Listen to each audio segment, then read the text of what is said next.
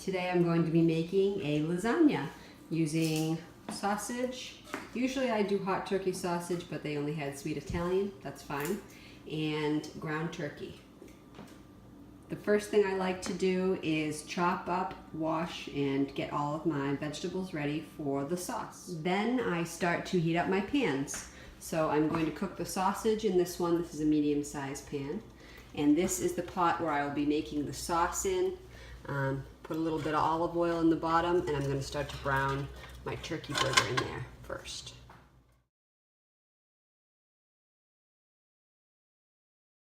I usually add salt and pepper to the ground turkey while it's cooking, and then I will sprinkle on some Worcestershire sauce while it's in the pan. I'm cooking both the sausage and the hamburger over medium-high heat. Now I'm going to start adding the onions, peppers, and mushrooms to the hamburger mix. For the sausage, I decided that I was going to chop it up in the pan for the lasagna because I don't want huge chunks of sausage in between the lasagna slices. So I just took my spatula and chopped it up like this. With the turkey sausage, the casing is very thick, so this is very easy to chop up. If you were going to use a pork sausage, I would suggest taking it out of the casing before starting to cook. My ground turkey and vegetables have been cooking on here. I've been stirring them around occasionally. And now I'm going to add some chopped garlic. You can do fresh garlic or you can do the jarred garlic, either way. I do, I guess what you consider maybe 2 or 3 cloves. I like things to be nice and garlicky. Now I'm going to open up my canned tomato. I do one of the diced tomatoes and one of the crushed tomatoes, the 28 ounce. And I'm going to pour them right. Some people might like to drain the turkey, before you add the sauce. I personally like the flavor of the juice from the meat, and because I buy 93.7, it is not fatty at all. If I had gotten maybe a higher fat percentage turkey, like an 85-15, I might have wanted to drain it. The sausage is cooked, and I'm going to add that to the pan in a few minutes. I'm going to start with 1 can of paste, and if I end up needing more, I make sure that I have 2 or 3 on hand to get the sauce to the consistency for the lasagna. I ended up adding a 15-ounce can of sauce, and now it feels about the consistency that I would like it to be. I am now going to dump in some red cooking wine. You can use regular red wine if you want to, but I like this one. You want to stir that in and then let it come to a full boil. To turn up my heat a little bit here. I'm going to put the cover on halfway so it doesn't make a mess everywhere. I'm going to start adding in my spices. First, I'll add in a couple of bay leaves. Always generously add black pepper to everything that I cook. Oregano.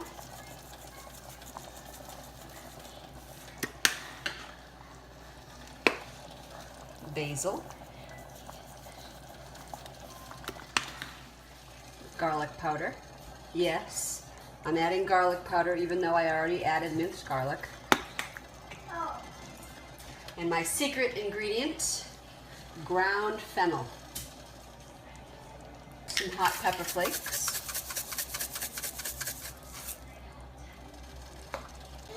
And now I'm going to stir all of this up and let it cook for a little bit. See how it tastes, and possibly add in some more spices to get it where I want it to. I also like to add some raw organic apple cider vinegar to my sauces. I'm going to let this sauce simmer for about 20 minutes, and next I'm going to start assembling the filling.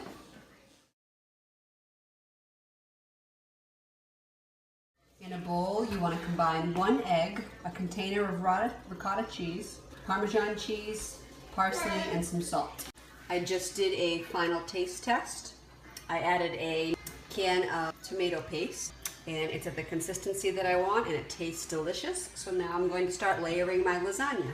I have a huge 13 by 11 glass baking dish. I sprayed it with some non-stick cooking spray, and now I'm going to start with my sauce on the bottom. I usually get the oven-ready lasagna noodles so I don't have to bother with boiling them. What that means is you need to get a good layer of sauce on the bottom and then put the lasagna noodles right on top so that it will help cook them. I want to layer them very tight. You could even push them up to the top here so that you can fit another strip on the bottom.